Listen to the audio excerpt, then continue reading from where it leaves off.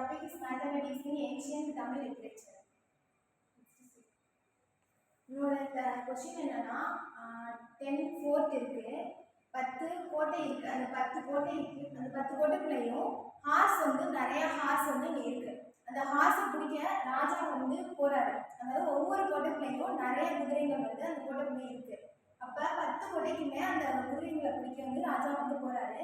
நிறைய ஆளுங்களை கூட்டிட்டு போறாரு. குரூப் ஆஃப் மென்ஸ் நிறைய பேரை வந்து கூட்டிட்டு போறாரு. அவர் வந்து ஒவ்வொரு கோட்டைக்குள்ளேயும் போகும்போது பாதி பேர் அவர் கூட்டிட்டு போன பாதி பேர் வெளியே விட்டுட்டு பாதி பேரை மட்டும் உள்ளே கூட்டிட்டு போறாரு. அப்ப ஃபர்ஸ்ட் எல்லா கோட்டைக்குமே அப்படிதான். அவர் ஃபர்ஸ்ட் கூட்டிட்டு போகும்போது பாதி பேரை வெளியே விட்டு பாதி பேரை மட்டும் கூட்டிட்டு போறாரு. உள்ளே போய் குதிரையை பிடிச்சிட்டு அந்த பாதி பேர் ஃபர்ஸ்ட் கோட்டையிலேருந்து கூட்டிட்டு போயிருப்பாங்க. அந்த பாதி பேர்லேருந்து செகண்ட் கோட்டைக்கு போகும்போது பாதி பேரை வெளியே விட்டு ஹாஃப் இதே மாதிரி ஒவ்வொரு கோட்டைக்கும் போகும்போது அதில் ஹாஃப்னு பாதி பேரை விட்டு 10 கோட்டைக்கும் போறாரு. அந்த 10வது கோட்டைக்கு போகும்போது அந்த கோட்டைக்குள்ள வந்து 2047 பேர் வந்து அந்த ராஜாவோட போன ஆளுங்க வந்து இருக்காங்க. அப்போ 10வது கோட்டையில 2047 பேர் போயிருக்காங்கன்னா அப்போ ஸ்டார்டிங் வந்து ஃபர்ஸ்ட் கோட்டைக்கு போகும்போது மொத்தமா எத்தனை பேர் போயிருப்பாங்க அப்படிங்கிறத நம்ம ஃபைண்ட் அவுட் பண்ணணும். இப்போ எக்ஸ் வந்து டோட்டல் நம்பர் ஆஃப் மென் வந்து கிங் ஸ்டார்டட் ஆரம்பத்தில் வரும்போது கிங் வந்து எத்தனை மெம்பர்ஸ் வந்து கூட்டிட்டு போயிருப்பாங்க அப்படிங்கிறத எக்ஸ்ன்னு எடுத்துக்கிறோம். அதே மாதிரி தான் முதல்ல கொஸ்டின் சொன்னது ஹாஃப் ஆஃப் பாதி பேரை வந்து ஃப்ரெண்ட்ல நிற்க வச்சுட்டு பாதி பேரை மட்டும் உள்ளே கூட்டிட்டு போறது.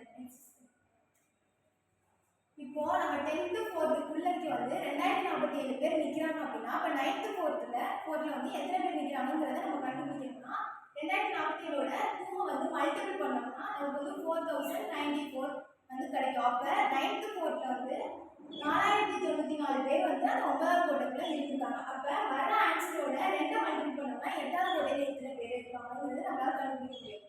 வர ஆன்சரோட ஒவ்வொருடைய 2 மல்டிபிள் பண்ணோம்னா அந்த 7வது கோட்டை எத்தனை 6வது கோட்டையில எத்தனை பேர் இருப்பாங்கன்னு கண்டுபிடிக்க முடியும். இப்போ நமக்கு 10 கோட்டைங்கிறதுனால ஈஸியாக நம்மளால ஃபைண்ட் அவுட் பண்ண முடிஞ்சிச்சு.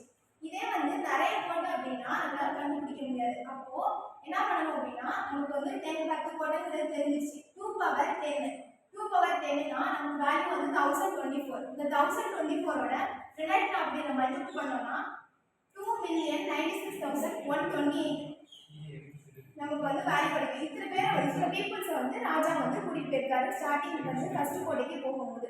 இதான் ஃபர்ஸ்ட் சம் கம்ப்ளீட்டட். நமக்கு வந்து எக்ஸாம்பிள் டேபிள் எப்படின்னா 10th 4th வந்து 2047 பேர், 9th 4th 4094 பேர். இதே மாதிரி நம்ம மல்டிபிள் பண்ணோம்னா ஃபர்ஸ்ட் கோட்ல எத்தனை பேர் இருப்பாங்கன்னு நமக்கு தெரியும். செகண்ட் क्वेश्चन என்னன்னா கிங் வந்து தானம் கொடுக்குறாரு. தங்கத்தை வந்து கோல்டு காயின் வந்து தானம் கொடுக்குறாரு. ஃபர்ஸ்ட் டே வந்து he donate 1 gold coin, second day வந்து 2 கோல்டு காயின் கொடுக்குறாரு, தேர்ட் டே வந்து 3 கோல்டு காயின். இது மாதிரி ஒவ்வொரு நாளைக்கும் 1 கோல்டு காயின் 2 கோல்டு காயின் கொடுக்குறாரு. கண்டினியூஸா வந்து 360 டேஸ் வந்து நமக்கு வந்து கோல்டு காயின் வந்து கிங் வந்து டொனேட் பண்றாரு. அப்போ எத்தனை 360 டேஸ் அதாவது 360வது நாள் வந்து எவ்வளோ வந்து கோல்டு வந்து டொனேட் பண்ணிருப்பாருங்கிறத வந்து நம்ம ஃபைண்ட் அவுட் பண்ணணும். இப்போ நம்ம வந்து அரித்மெட்டிக் சீரிஸ்ல இருக்கு, சிம்பிள் அரித்மெட்டிக் சீரிஸ்ல இருக்கு 1 + 2 + 3 + 4 and so on + 360. First term வந்து நமக்கு a = 1, லாஸ்ட் டேர்ம் எடுத்தோம்னா 360. நமக்கு டோட்டல் நம்பர் ஆஃப் டேர்ம்ஸ் எவ்வளவுனா 360. இப்போ sum of the first natural numbers formula use பண்றோம். Sm = n × n + 1 / 2. இப்போ நமக்கு n ஓட வேல்யூ அதாவது நம்பர் ஆஃப் டேர்ம்ஸ் தான் வந்து n 360 எடுத்துறோம். 360 + 1 / 2 இத மல்டிபிள் பண்ணோம் அப்படினா 180 × 361 கிடைக்கும். இப்போ இத மல்டிபிள் பண்ணா 64980 தான் நமக்கு வந்து டோட்டலா அதாவது 360 டேஸ்ல வந்து எவ்வளவு கோல்ட் காயின் கொடுத்திருக்காருன்னா 64980 கோல்ட் காயின்ஸ் வந்து டொனேட் பண்ணிருக்காரு கிங். நமக்கு எக்ஸாம்பிள் டேபிள் வேணா 10 டேஸ்க்கு வச்சு போட்டு பார்த்தோம்னா 10 டேஸ்க்கு வந்து 10 + 10 இங்க 10 + 1 வரும் 11 / 2 கேன்சல் பண்ணா ஆன்சர் 55. அந்த டேபிள வந்து மாடலுக்கு எக்ஸாம்பிளுக்கு வச்சுக்கலாம். ஆன்சர் வந்து மொத்தமா 360 டேஸ்க்கு எவ்வளவு கோல்ட் காயின் கொடுத்திருக்காருன்னா 64980 காயின்ஸ் வந்து கோல்ட் காயின் வந்து கொடுத்திருக்காரு. தேர்ட் क्वेश्चन என்னன்னா அதே சேம் மாடல் தான். கிங் வந்து கோல்ட் காயின் வந்து எவ்ரிடே வந்து டொனேட் பண்றாரு. ஃபர்ஸ்ட் டே வந்து 2 கோல்ட் காயின், செகண்ட் டே வந்து 4 கோல்ட் காயின். அதாவது previous day